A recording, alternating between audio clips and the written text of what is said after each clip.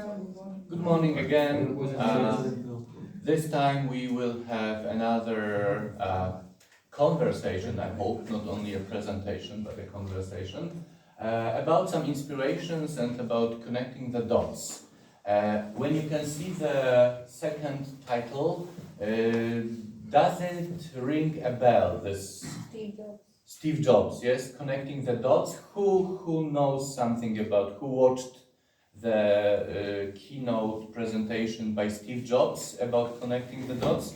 One person? Okay, so you should definitely try to talk to other people about this presentation. It's one of the most famous speeches of all time. So when you want to become a speaker, it's definitely worth studying how this presentation is done. But Steve Jobs, when he was speaking to the graduates of Reed's College in the USA, he told them 3 stories. The creator of Apple and so on. Yes, so he told them about one very important thing, that if you want to connect the dots that lead you to some objective or a goal, you cannot connect the dots looking forward. So you cannot predict what will be useful in the future, because sometimes things which are very random, like meeting a person here and getting to know him or her or Instagram or Facebook,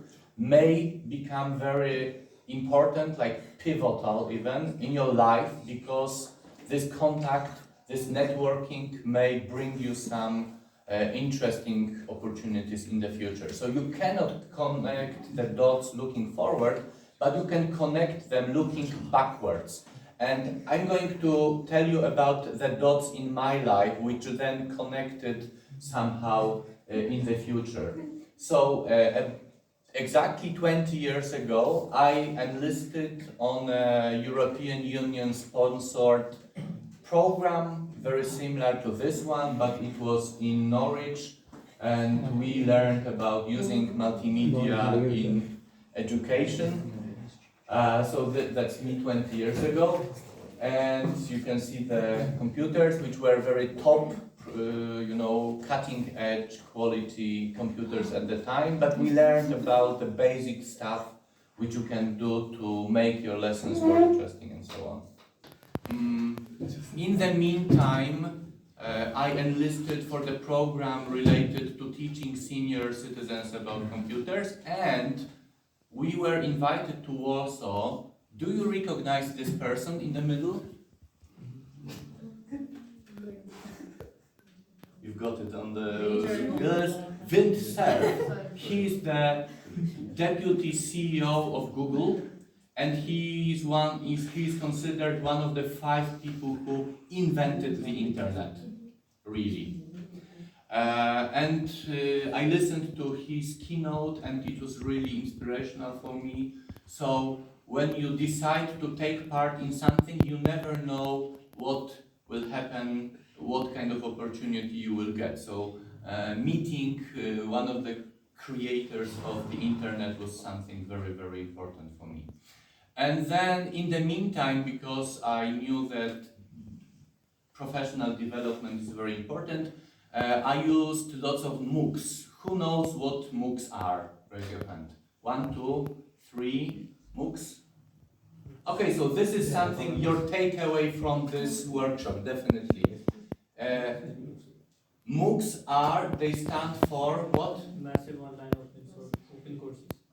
Massive online open course, which means e-learning, which you can take together with hundreds of people or even thousands of people. They are free, they are open, you don't need to pay for them. And they are courses in any subject you require, really. So I decided, for example, to do a course in educational neuroscience, and I live in Poland, but I took part in a course created by the University of Australia, which are one of the top world specialists in neuroscience, as far as using neuroscience for learning is concerned. So you don't need to leave your home, you can do it online, but of course it requires you to be motivated, because Nobody can push you to do something like that. But if you know that there are places like this on the net which you can use free of charge, or sometimes you can do the course for free, but you need to pay for the certificate, for example. But if you don't need certificate, you can just continue the course. If you are an educator and you don't want to pay for the certificate, there is a website which I'm going to share with you, just as I promised. Here there is a whole list of different MOOCs that you can take, and European Schoolnet Academy is a place where you can take MOOCs which are free and where you get certificate for free. So this will be for you. I have the link, and this is the Padlet with resources which you will be able to use even for creating your own presentations. A funny thing is when you are writing an article for a newspaper or preparing to do some presentation, or when you become an expert, this is the greatest opportunity for you to learn. Because then you just, during the 3 years, I read like 25 books related to flexible learning environment and lots of research papers and so on. So nothing motivates you more than having a clear goal that somebody depends on you, that you will write a good article or you will give a good presentation. So you need to learn a lot. So teaching people is the best way to learn, in fact. And this is the Future Classroom Lab in Brussels, which I visited in December last year.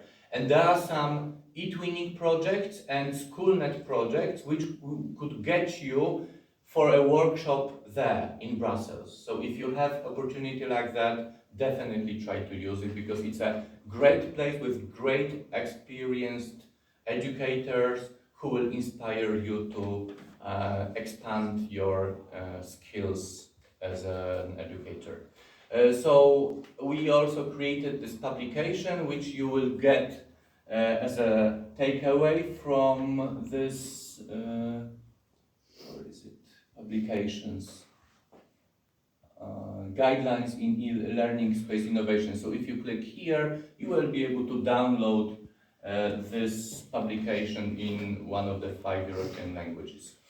Then last year we wrote this book about growth hours, and this was based on the growth mindset theory, but in relation to education only. But the second part of the book, which is available in Polish, relates to passion projects, and this is something that you might use for your programs which you are going to create during the week, because passion projects is something that really can motivate people to learn and help them if they don't have any goal in their life and so on. So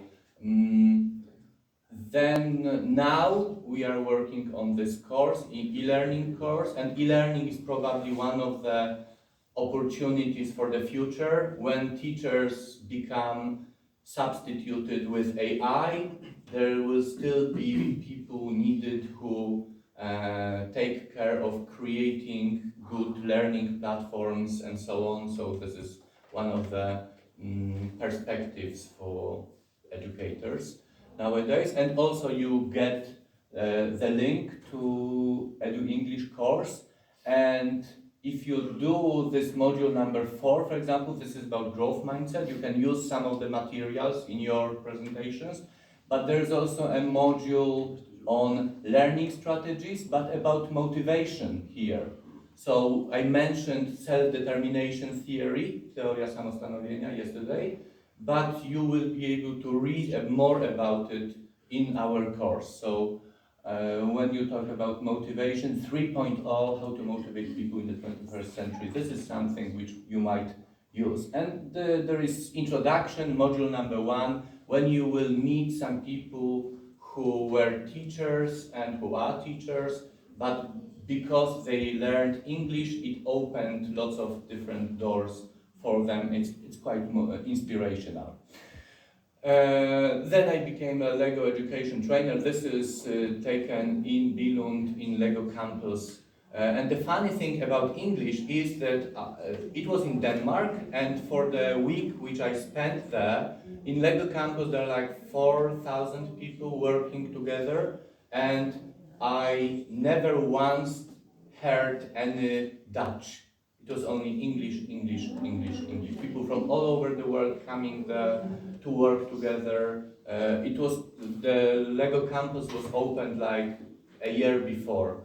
So top quality business place of work where you don't have your own office, but every day you can book another place at another, whatever you want. You can book a room like this for small presentations. You can book a small place for calling on people on Skype or something like this, and so on. But or just your own computer space where you log in and you start working. And then I was invited as a keynote speaker in Tarnów for TEDx, and also TED Talks are the top speakers, and TEDx are organized in smaller cities. So one of the ideas for a project is to organize TEDx in your own town or city and invite some inspirational talkers, speakers, and so on. And I was talking about growth mindset, but also stories about things which happened to me when I missed a very important opportunity, because I was a computer game translator, and about 15 years ago, people called me, do you want to take part in a project, but you need to know Old English. I don't like Old English, so sorry. And it turned out that it was an offer to work on The Witcher, the computer games, the computer game which is famous all over the world. But I didn't take this opportunity, and I learned that sometimes it's good to do something even though you don't believe in yourself, and sometimes.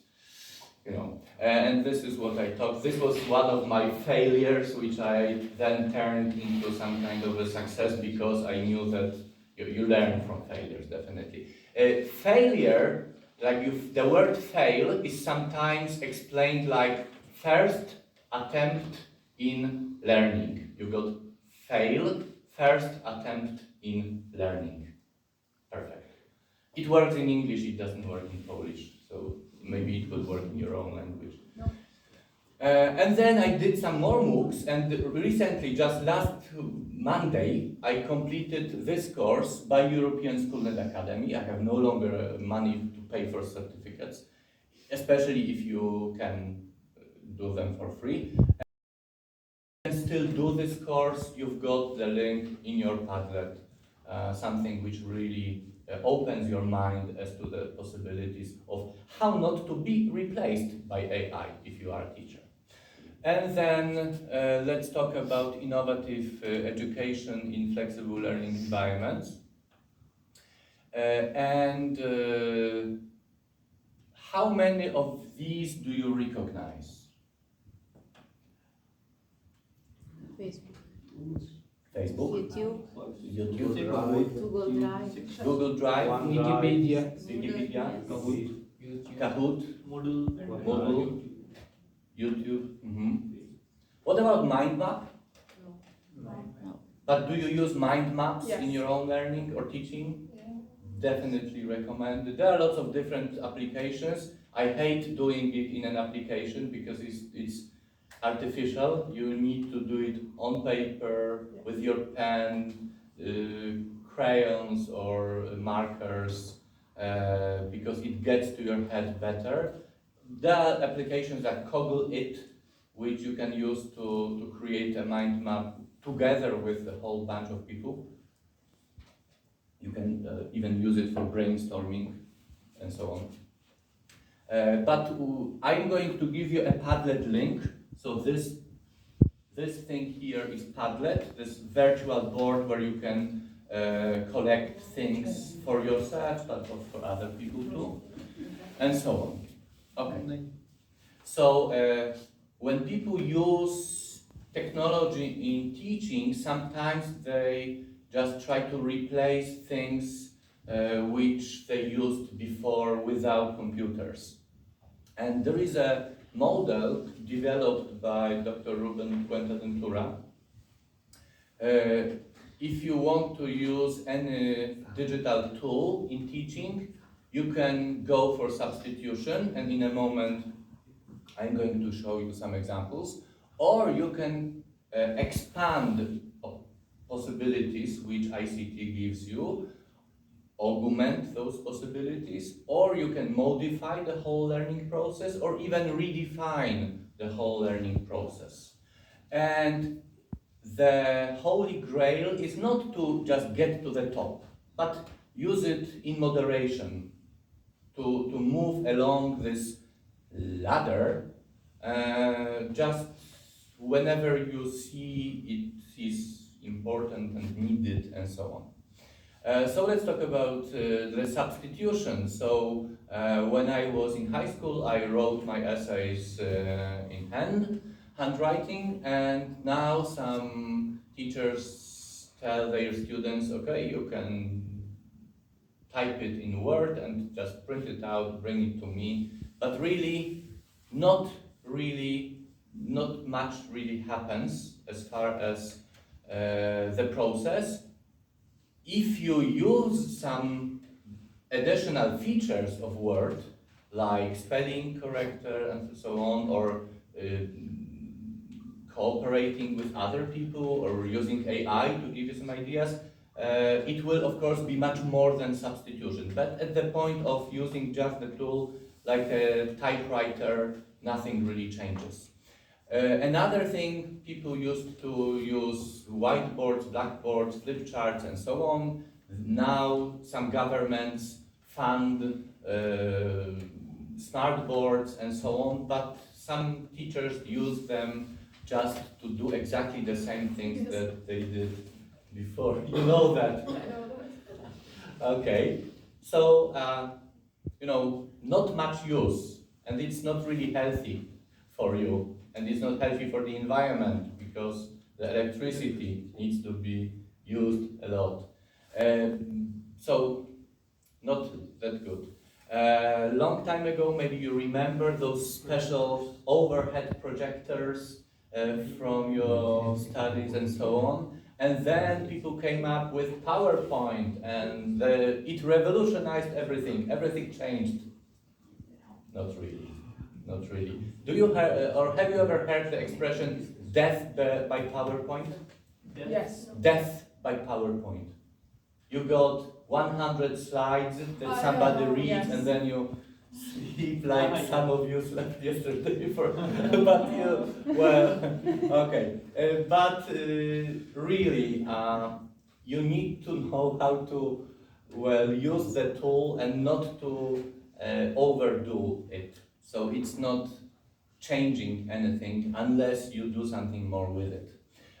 So this was substitution. Now, augmentation, expanding the possibilities. This is where things start to get interesting. So sometimes using short 1-minute video during your lesson will inspire your students to read a text which otherwise would be very boring, like about some kind of person who did something, or a sportsman. But then when I play 1-minute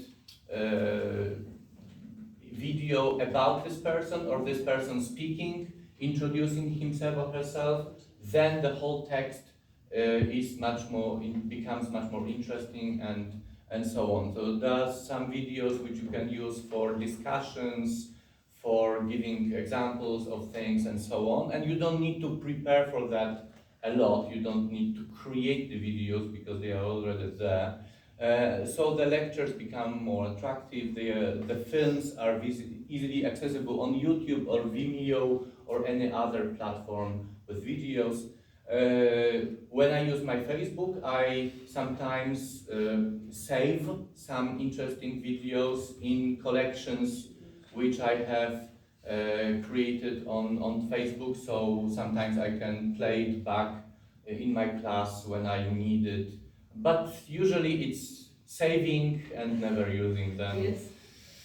But yeah, and they can be points for discussion. So this is a little bit more that technology can give you. I remember a funny story about 10 years ago, maybe 12 years ago. We were talking about London and about London Eye, and I started telling students that if you stand on Westminster Bridge, you will be able to see the Houses of Parliament on one side with Big Ben, and you will be able to see London Eye on another side. And then I thought, wait, why am I telling you this? I went to Google Street View, I put the yellow guy on top of Westminster Bridge, and I just showed them here and here. Thank you.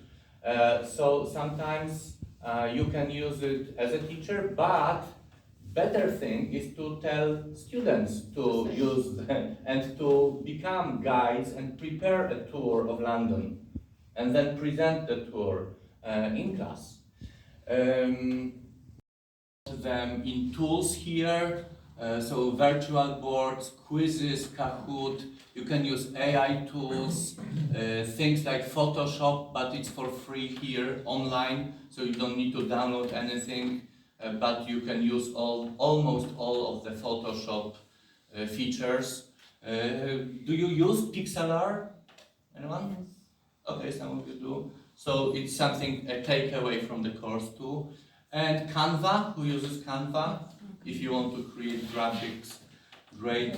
So those exercises online, they can individualize the process of learning, and students get immediate feedback, which is very important.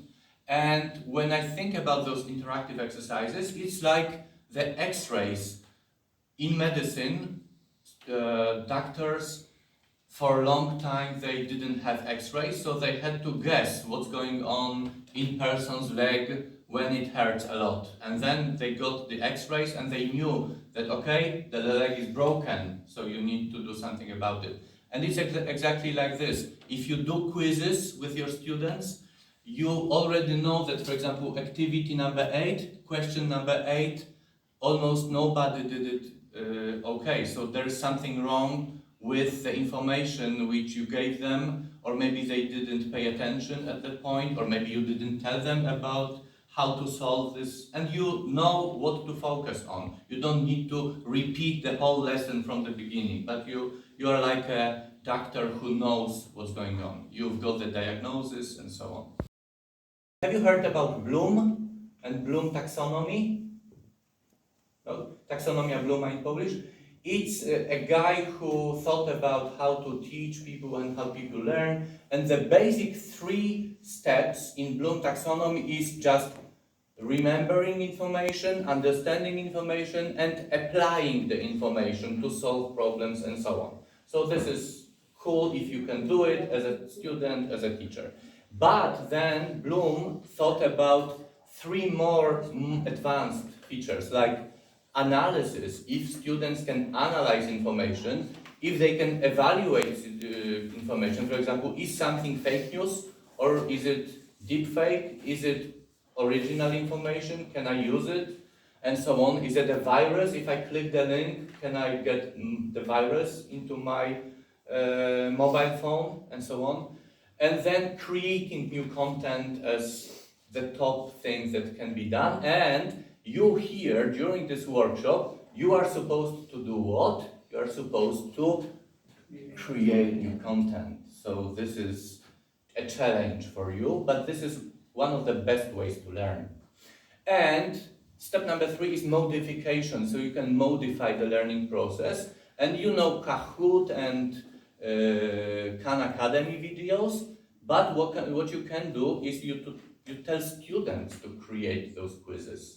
And they will learn how to do it. They will think about how to create a question. And they will need to learn more about the content in order to create questions. So, think about that.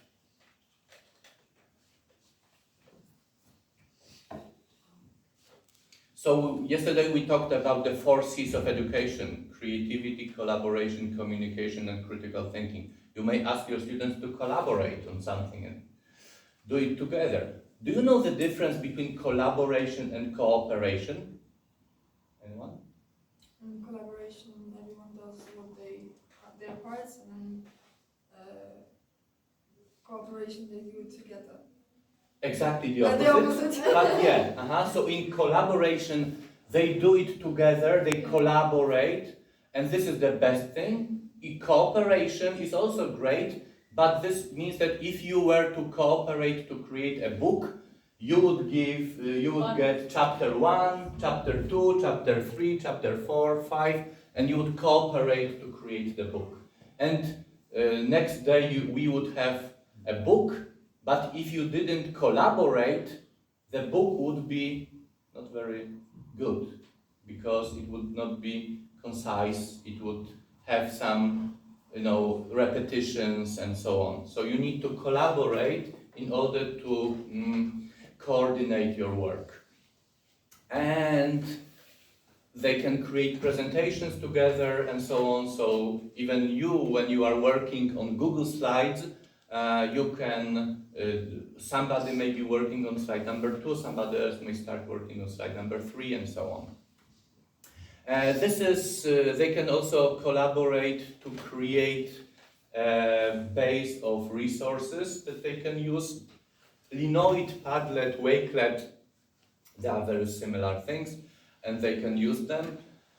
And then they can share the results, like students created some kind of conversation, some kind of posters, and then they posted links with, for example, I think it was, they created a detective story about Sherlock Holmes and so on.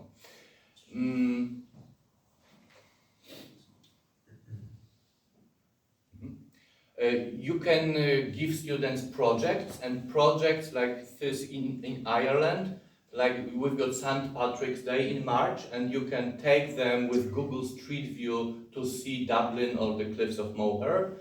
But what you can do is to ask them to create an idea how to spend St. Patrick's Day in Ireland. And they are going to talk about accommodation, places to visit, transport, what to eat, what to buy as souvenirs, and so on. And they work online, and here in Prezi, my students created the whole itinerary of a school trip. This is like a professional work that travel agencies do.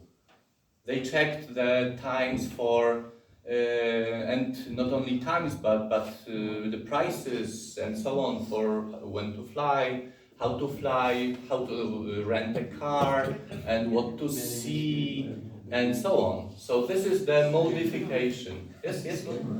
I'm saying I miss my flight in Dublin. I know how it could be. Oops. Okay. Yeah. Sometimes personal experiences, you really, they get stuck in your memory. Definitely. So let's get to the last point here. Redefinition. So in redefinition, it's not only about just, listening to a lecture or even creating a project, but for example, the whole lesson is a game where groups collaborate and they compete against each other.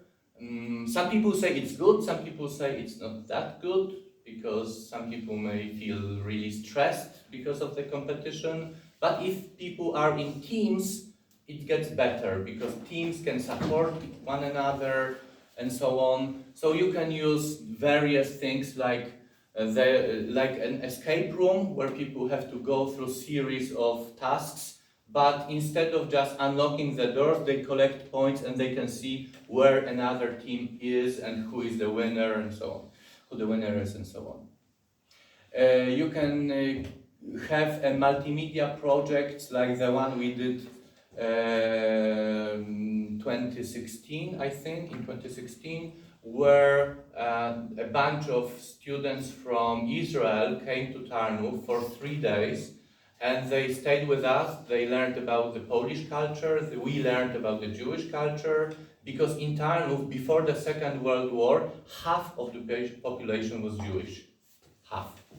And there are no Jewish people in Tarnów now. So they came and they did a project together. They created a Facebook group in which they could cooperate after going home. And we had some photo shoot sessions where they created pictures taken in places which were presented on old photographs from before the war. And then they merged the two photographs together and they created an exhibition.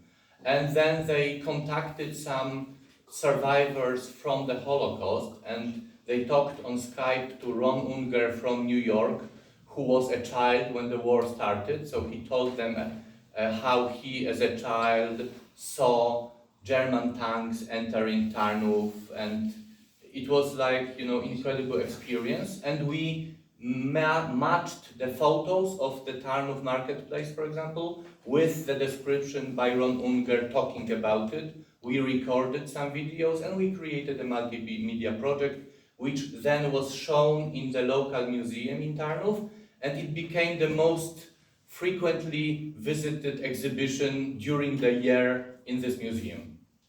And it was created by students. And then we went to Jerusalem with the exhibition. There was an opening night in Jerusalem, and there was one lady from Jerusalem who came to us, and she was like 97 years old, and she said, you know, I lived in Tarnów before the war, and she was talking to my students, and she said, and this is the first time I'm speaking Polish. I haven't been speaking Polish for 70 years, so thank you for the opportunity. So it was, you know, again, connecting the dots that may lead you to something unexpected.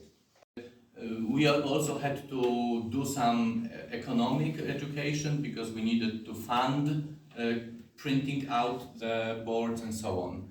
So you can see the opening night in Tarnów Museum with people coming to see it, and then it was an opening night in Israel and so on.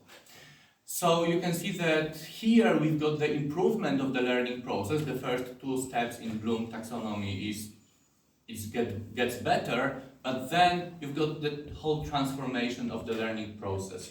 And I hope that even though AI is becoming better and better, AI can usually do just this. But when the teacher, human teacher, can inspire students, become a leader for a project, it's something that AI will not probably be able to do. Not only, you know, lecturing people and expecting them to remember. You need to go further. You need to ask them to discuss things, analyze things, create things, and you don't need the whiteboard for that. They can do it on their phones, and I will show it to you. But one very interesting idea, which could be a takeaway for you, is that when you think about space in school, spaces, which a guy called Thornberg suggested. Thornberg was an American futurologist and writer, and he said that when people learn, there are four metaphorical spaces. One is the campfire, so you can imagine a campfire, people sitting together and talking about their experiences, exchanging information. But it's very important that long time ago there were bards who, you know, sang songs about famous battles, heroes, and everybody was listening to them. So it was like learning from somebody who knows about something and we don't know. So this is the campfire. It's not really yet about exchanging information. It's about listening to others and getting information from others. Now the second space is the watering hole. So the place where women, usually, I'm not, okay, it was like that. Yes. Women were sent to take water from the well. And they met people around the well, and if somebody knew something, the whole village knew about it. Yes, there were no secrets, but I will tell you a secret and everybody knows about it. So exchanging information, very important in education, and very not really frequently used, in fact, because the teacher usually thinks that he or she is the person who is the source of knowledge, and of course with internet it's no longer true. So space for interaction, learning from peers. Then we've got cave, and you can think about, do you like caves? Cave is a place where you learn on your own. You get the textbooks, you get your laptop, and you work on your own, and you need this space. Learning can never be just reduced to being during the lecture, and that's all. Because then you need to process this information, you need to reflect on it. And when I was in Sicily this year, in Catania, there was university in the old Benedictine convent, I think. Yeah. And we went there, and I showed my daughter how students learn just by sitting around the courtroom, and either by talking to themselves, so watering hole, or by working on their own, so being in a cave. And when you see those photographs of very innovative schools nowadays, they have those special places where students can sit on their own, and this is about creating this cave where they can work. And in Google Campus, there were places like phone booths where people could go inside, and they could either, isolate themselves from the outside, or they can open their laptop and just start a conversation on Skype with somebody else. And then the last space is life, and life is for testing, learning by doing, application of knowledge. So not only lecture about something, but actually do something. Like I did some lecture on the strategies used in advertising, and then my students created advertisements. So you need this space too. But this space doesn't have to be the classroom.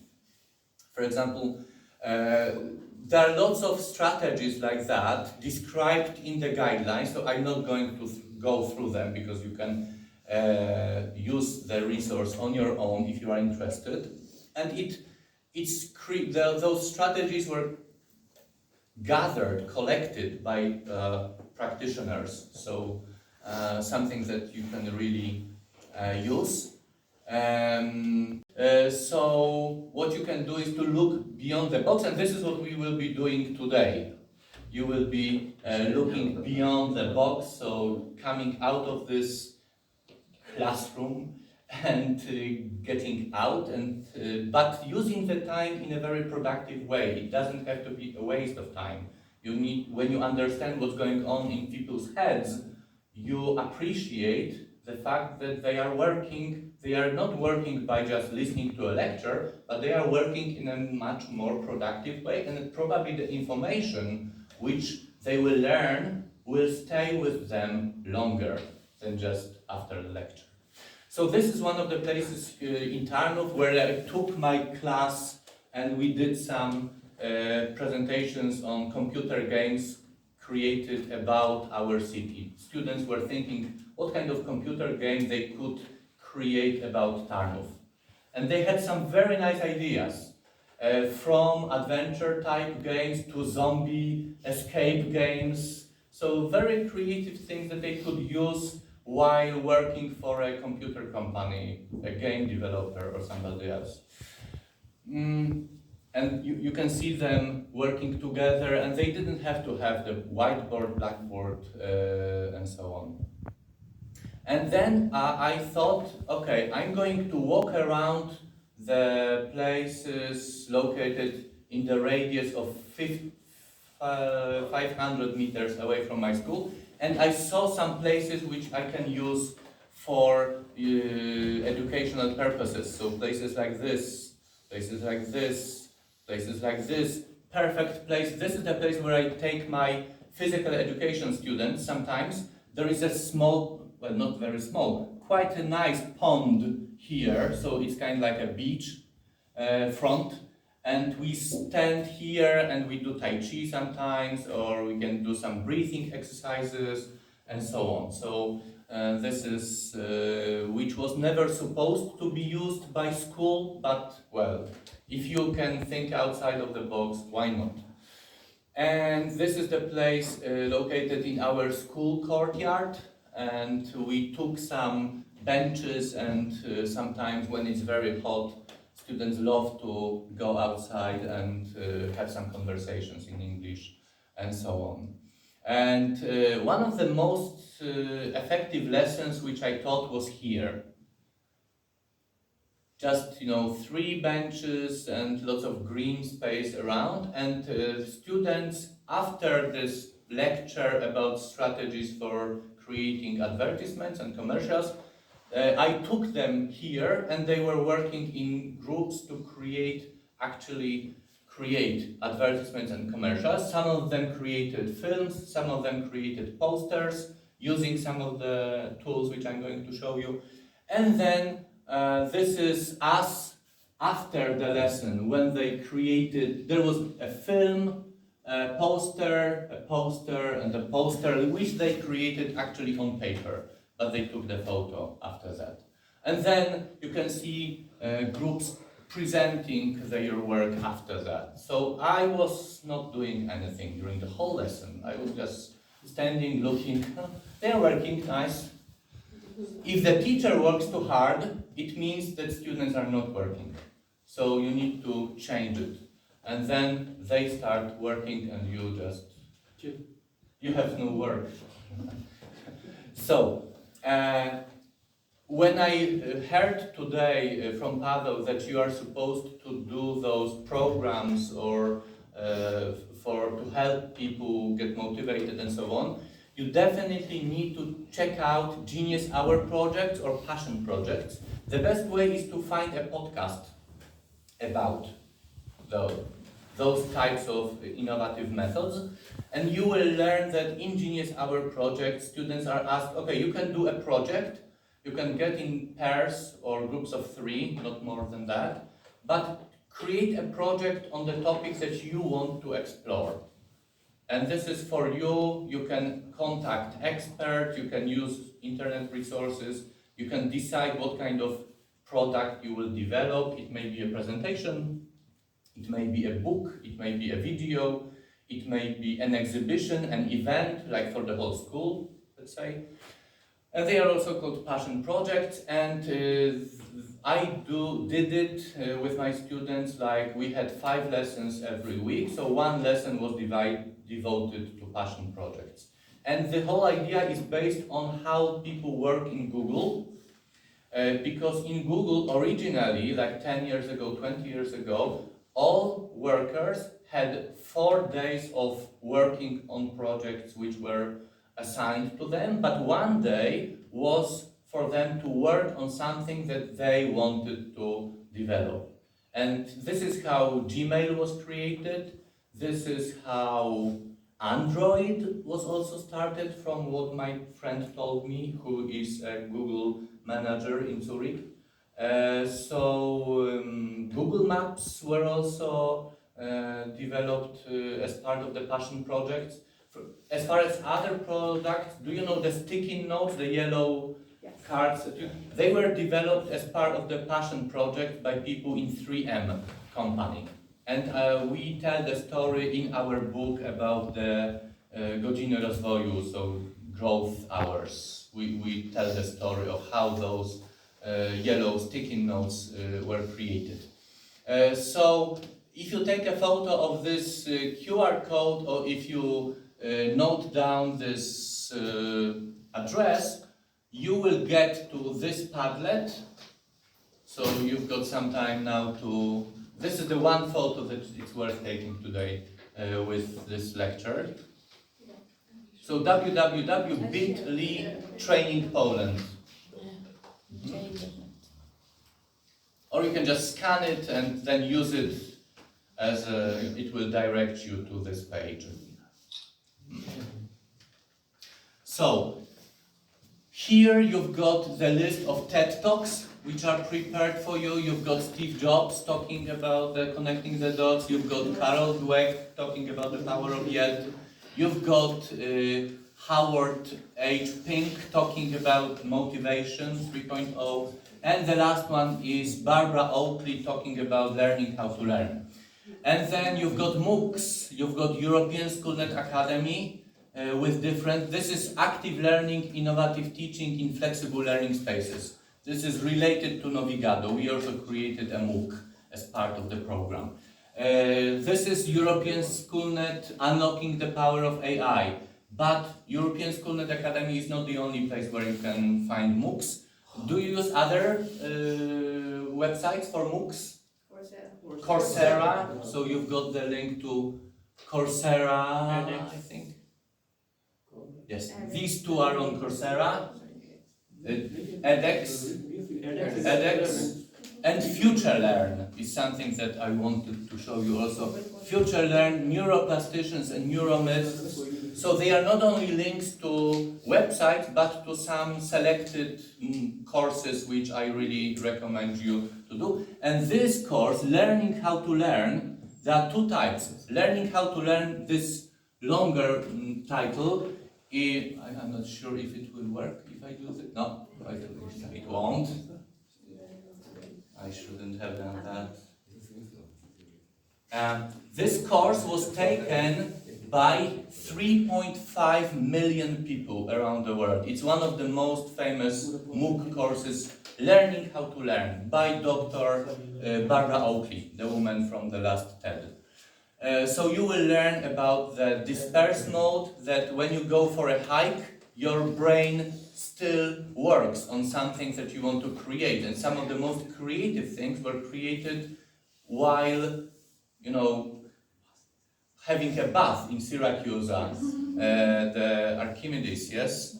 And so on, or Steve Jobs running around the beach, or Sherlock Holmes playing the violin. So it's not a coincidence that you can use this mode, or doing Tai Chi and so on. Then you've got podcasts, which I really encourage you to check out, Mindshift and The Truth for Teachers. But of course you can find podcasts on anything, so just, you can use applications on iPhone or Google Podcasts and so on. You've got some publications to download. Be Internet Awesome is another program by Google, how to use the internet in a responsible way, especially for young children also, 6 to 9. This is the publication created by Polish educators, but it's in English. Then you've got those guidelines in learning and our book in Polish, but you can use artificial intelligence to translate it into any language. So that's why I include it, and the second part is devoted to passion projects. And then you already know about the Edu English course and the tools which I collected for you. So first of all, Wakelet is the curating tool, which is free and it doesn't have any limitations. Because Padlet, if you use it for free, you can create only 3 Padlets and that's it. So it's not really useful. But with Wakelet, you can create lots of collections. And then we've got internet content and exercises which you can create with Genially. Have you ever heard about Genially? It's also free, but you can create very advanced interactive exercises like point and click, where you can have interactive photograph with hotspots. If you click on the hotspot, you will get enlarged part with some information hidden. So people create escape rooms with Genially, and it's really, really worth checking out. And it can be used while creating e-learning courses. So something that may be useful in the future when you become a designer of e-learning, for example. And I already talked about virtual boards, quizzes, Kahoot. AI tools. This is a website which collects different types of AI tools. Tools for creating graphics, creating videos. So you may use maybe some of those tools to create some graphics for your presentations.